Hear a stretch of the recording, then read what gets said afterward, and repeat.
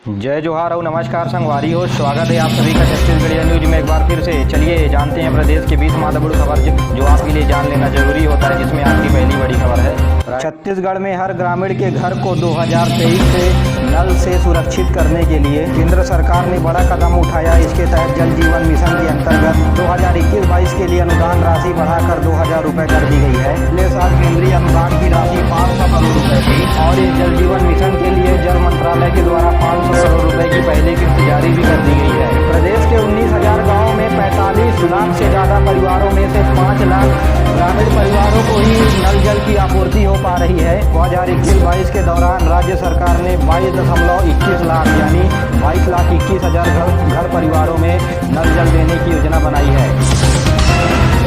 नगर के नगर निगम में कमिश्नर के पद में रहते हुए इनोवेटिव कार्य के लिए जाने वाले आशुतोष पांडे तबादले के बाद भी चर्चा में रहे। आशुतोष पांडे ने तबादले के बाद रायगढ़ से राजधानी रायपुर तक का भी सफर साइकिल से तय करने का फैसला लिया। अपने 3 दोस्तों के साथ साइकिल चलाकर रायपुर निकल पड़े। कमिश्नर ने बताया कि मैंने रायगढ़ में रहकर बहुत ही साइकिलिंग की है, जिसे याद करते हुए यहाँ से विदा लेना चाहता हूँ। कमिश्नर आशुतोष ने अपने कार्यकाल में एक दिन नो फ्यूल डे का कॉन्सेप्ट रखा था। वे सप्ताह में एक दिन साइकिल चलाकर काम करते थे। बीजापुर में नक्सली दंपत्ति ने आत्मसमर्पण किया है। गंगालूर एरिया में ये नक्सली एक्टिव थे। एसपी पंकज शुक्ला के सामने इन्होंने अपने आप को सरेंडर किया। प्रोत्साहन राशि के रूप में 10,000 रुपए भी दिया गया है। लोन वर्राटू अभियान के तहत अन्य नक्सलियों को भी सरकार की योजना और विकास से मुख्य धारा में जुड़ने के लिए आमंत्रित भी किया।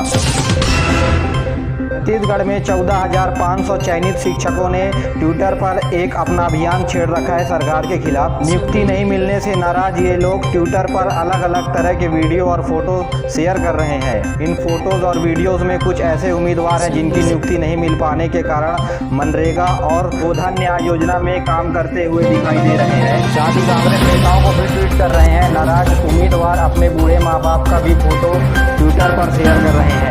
शिक्षक उम्मीदवार अपनी नियुक्ति को लेकर के 1.5 साल से मांग कर रहे हैं, लेकिन अब तक 14,500 शिक्षकों को नियुक्ति नहीं मिल पाई है। लॉकडाउन के दौरान उग्र आंदोलन के चलते मुख्यमंत्री ने आश्वासन देकर के करीब 3,000 शिक्षकों की नियुक्ति की थी और बचे हुए बाकी शिक्षकों की नियुक्ति रोक दी गई। वहीं इस बात पर राज्य सरकार का कहना है कि हमारे पास बजट नहीं है, फंड नहीं है। लेकिन इस बात पर सबसे बड़ा सवाल ये है कि पिछले हाल ही के दिनों में आत्मानंद स्वामी इंग्लिश मीडियम स्कूल में शिक्षकों की नियुक्ति की गई है। सरकार को इसका जवाब देना होगा कि शिक्षकों के बीच भेदभाव ऐसा क्यों कर रहे हैं।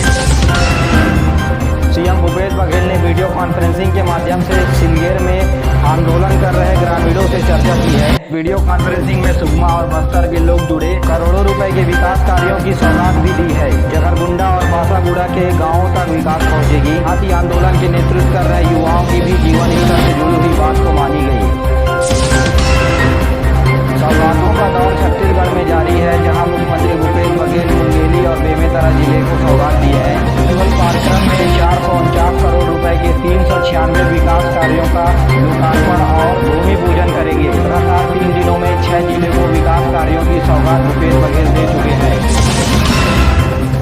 छत्तीसगढ़ में बीजेपी कांग्रेस के खिलाफ महाअभियान शुरू करने जा रही है। इस अभियान में जिला अध्यक्षों, युवा मोर्चा, अन्य जोनल अध्यक्षों से पूछने के लिए प्रश्न मंगाई गई है। छत्तीसगढ़ के शक्ति केंद्र बीजेपी नेता कांग्रेस पार्टी की 2.5 साल पर सवाल पूछेंगे कि आज से बीजेपी के द्वारा संभागीय स्तर पर लोगों के घर घर जाकर कांग्रेस सरकार की कमियां गिनाएगी। इस पर कांग्रेस के वरिष्ठ नेता रविंद्र चौबे का कहना है कि भाजपा लोगों के घर घर जाकर कांग्रेस के बारे में सवाल पूछेगी तो उल्टा भी भाजपा पर सवाल मरते हुए कहेंगे कि आपने 15 साल क्या किया।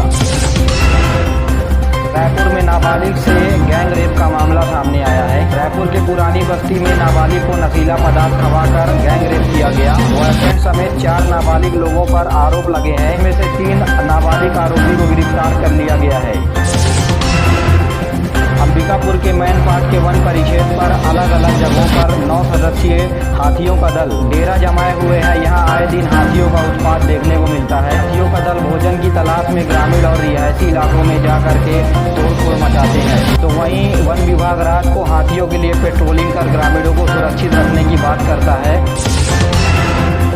नक्सलियों पर कोरोना पहले से ही कहर बरपा रहा है, लेकिन अब नक्सलियों ग्रामीणों की फूड पॉइजनिंग का शिकार होने की खबर आ रही है। बस्तर पुलिस दावा करते हुए बता रही है कि कोरोना की चपेट में नक्सली तो आ गए हैं, साथ ही नक्सलियों की पहली बटालियन के कुछ लोग भी फूड पॉइजन के चपेट में आ गए हैं और नक्सलियों की मृत्यु भी हो रही है। पुलिस का दावा है कि जल्द ही ग्रामीणों की मदद से और सरेंडर किए गए नक्सलियों की सहायता से हम यह दावा कर रहे हैं और जल्द ही मरे हुए नक्सलियों की संख्या भी उपलब्ध करा देंगे। ऐसा ही कहना है बस्तर के पुलिस अधिकारियों का।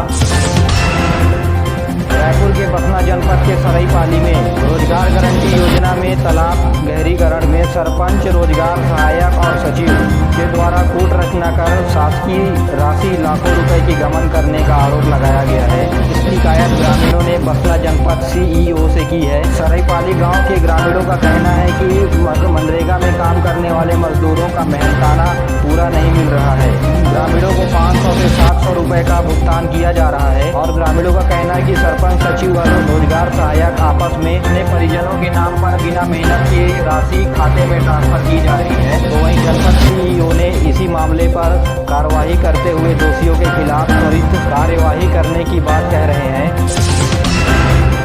रायपुर में 18 से 44 वर्ग की आयु समूह के लोगों को दूसरी डोज लगने का कार्यक्रम शुरू हुआ। वैक्सीनेशन रजिस्ट्रेशन के बिना लोग वैक्सीन सेंटर पर पहुंचे। उन्हें पता चला कि दूसरे डोज के लिए भी रजिस्ट्रेशन करवाना है। नहीं, जो लोग रजिस्ट्रेशन करवा कर पहुंचे उन्हें बहुत देर तक इंतजार करना पड़ा और 5 घंटे के लंबे इंतजार के बाद भी उन्हें दूसरा डोज नहीं लग पाया। गलत है, जानकारी आप सही कर सकते हैं। कोविन पोर्टल को अपडेट कर कोविन पोर्टल में उपलब्ध इलेक्शन कार्नर में जाकर के आप अपना नाम सुधार सकते हैं। नहीं, आपको नाम सुधारने के लिए नाम वेरिफिकेशन सर्टिफिकेट देना पड़ेगा। आधार कार्ड, पैन कार्ड या ड्राइविंग लाइसेंस कुछ भी हो सकता है। रायपुर और बिलासपुर के बाद अब मरीन ड्राइव का आनंद कोरबा के लोगों को मिलेगा। कोरबा के मानिकपुर खदान में पर्यटन की संभावनाएं तलाशी जा रही हैं। अन्य पड़ी कोयला खदान को खूबसूरत झील का रूप दिया जाएगा। यह कोरबा की पहली खदान थी। रेलवे लाइन भी अब बंद हो चुकी है क्योंकि बीचों बीच पक्की सड़क है जिससे लोगों को आवागमन में सुविधा मिलेगी। यह खदान अब वाटर बॉडी का रूप ले चुकी है।